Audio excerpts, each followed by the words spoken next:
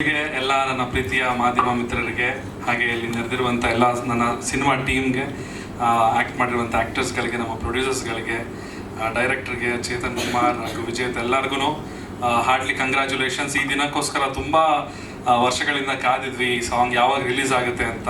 ಡೈರೆಕ್ಟ್ರು ಕೂಡ ತುಂಬ ತಲೆ ಕೆಡಿಸ್ಕೊಂಡಿದ್ರು, ಚೆನ್ನಾಗಿ ಆಗಬೇಕು ಅಂತ ಒಂದು ಒಳ್ಳೆ ಡೇಟ್ ಫಿಕ್ಸ್ ಮಾಡಿದರು. ಬಟ್ ಅನ್ಫಾರ್ಚುನೇಟ್ಲಿ ಚೆನ್ನಾಗಿ ಆಗ್ತಾ ಇದೆ. ಸೊ ಪಾರ್ಟಿ ಸಾಂಗ್ ಅಂತ ಅಂದಾಗ ಆಫ್ಕೋರ್ಸ್ ಎಲ್ಲರೂ ಓಕೆ ಚಂದನ್ ಶೆಟ್ಟಿ 3 ಪೆಗ್ಗು, ಪಾರ್ಟಿ ಫ್ರೀಕು, ಟಕೀಲಾ ಅಂತ ಹೇಳ್ತಾರೆ. ಬಟ್ ಇವಾಗ ಹೊಸದಾಗಿ ಒಂದು ಆ್ಯಡ್ ಆನ್ ಆಗ್ತದೆ ಅದೇ ಲಿಸ್ಟಿಗೆ. ಇವಾಗ ಸ್ಟೂಡೆಂಟ್ಸ್ ಪಾರ್ಟಿ ಸಾಂಗ್ ವಿದ್ಯಾರ್ಥಿನ ಸಿನಿಮಾದ ಈ ಒಂದು ಹಾಡು ನನ್ನ ಗೆಳೆಯ ಚೇತನ್ ಅವರು ಲಿರಿಕ್ಸ್ ಬರೆದಿದ್ದಾರೆ. ಈ ಹಾಡಿಗೆ ಸಖತ್ತಾಗಿ ಬರೆದಿದ್ದಾರೆ. ನನಗೆ ಗೊತ್ತಿಲ್ಲ ಅವ್ರಿಗೆ ಇಷ್ಟೊಂದು ಪಾರ್ಟಿ ಬಗ್ಗೆ ನಾಲೆಡ್ಜ್ ಎಲ್ಲಿಂದ ಬಂತು ಅಂತ.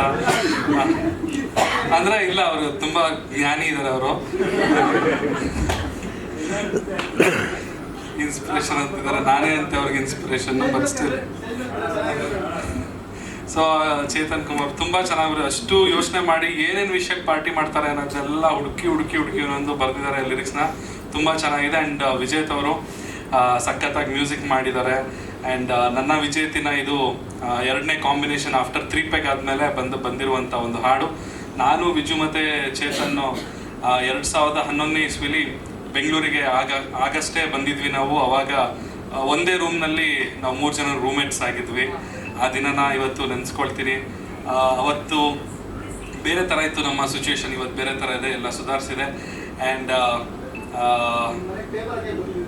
ನೀವು ಬರ್ತಿದ್ರ ನೋಡೇ ಅಲ್ವಲ್ಲ ಒಂದು ದಿವಸ ಪೇಪರ್ ಓದೋರ್ ತರ ಕಾಣಿಸ್ತಾರ. ಸೊ ಹಾಗಾಗಿ ಇವತ್ತು ಈ ಹಾಡು ರಿಲೀಸ್ ಆಗಿದೆ ಟಿ ಸೀರೀಸ್ನಲ್ಲಿ. ಆ್ಯಂಡ್ ಟಿ ಸೀರೀಸ್ ಅವ್ರಿಗೂ ಕೂಡ ಧನ್ಯವಾದಗಳು, thank you so much. And ಹಾಡು ರೀಲ್ಸ್ ಮಾಡೋಕ್ಕೆ ತುಂಬ ಚೆನ್ನಾಗಿದೆ. ಈ ಬೀಟ್ಸ್ಗಳೆಲ್ಲ ದಯವಿಟ್ಟು ರೀಲ್ಸ್ ಮಾಡೋರೆಲ್ಲ ಈ ಹಾಡನ್ನು ಯೂಸ್ ಮಾಡಿಕೊಂಡು ರೀಲ್ಸ್ ಮಾಡಬೇಕು ಅಂತ ಕೇಳ್ಕೊಡ್ತೀನಿ. ಹಾಗೆ ಇನ್ನೊಂದು ವಿಚಾರ, ಈ ಸಿನಿಮಾ ಬಗ್ಗೆನೇ ಒಂದು ಲಾಸ್ಟ್ ಏನೋ ಒಂದು ಇಶ್ಯೂ ಆದಾಗ ಒಬ್ಬರು ಮಾತಾಡಿದರು. ಸಿನಿಮಾದಲ್ಲಿ ಅವರು ಕೂಡ ಆ್ಯಕ್ಟ್ ಮಾಡಿದ್ದಾರೆ.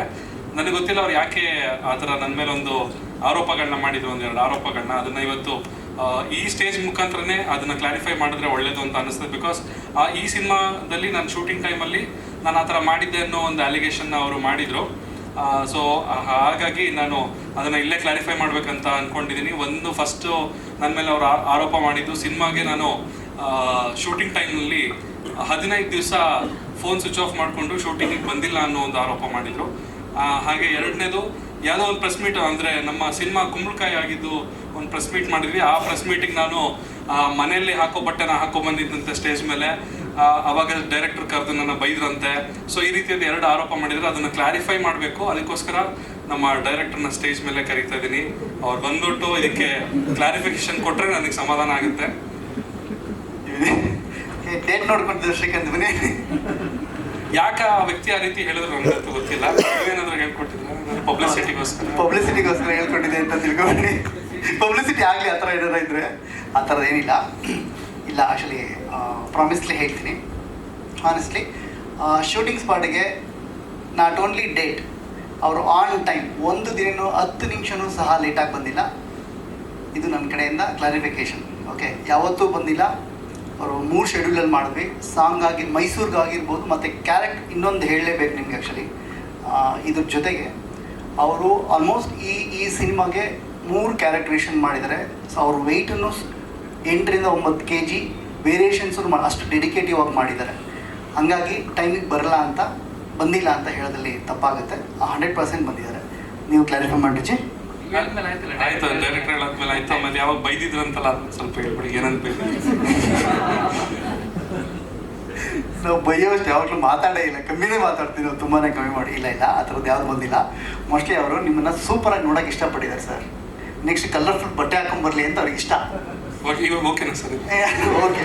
ನೆಕ್ಸ್ಟ್ ನೀವು ಇನ್ನೂ ಅಂದರೆ ಪ್ರಶಾಂತ್ ಸರಿಗೆ ಏನಂದರೆ ನಿಮ್ಮನ್ನು ಸಿಕ್ಕಾಬಡೆ ಬ್ಯೂಟಿಫುಲ್ ಆಗಿ ನೋಡೋಕೆ ಇಷ್ಟ. ನೀವು ಹೇಳಿ ಇನ್ನೂ ಒಳ್ಳೊಳ್ಳೆ ಬಟ್ಟೆ ಹಾಕೊಂಡ್ಬರ್ತೀನಿ ಅಂತ ಪ್ರಾಮಿಸ್ ಮಾಡಿ ಈಗ ಪ್ರಶಾಂತ್ ಸರಿಗೆ.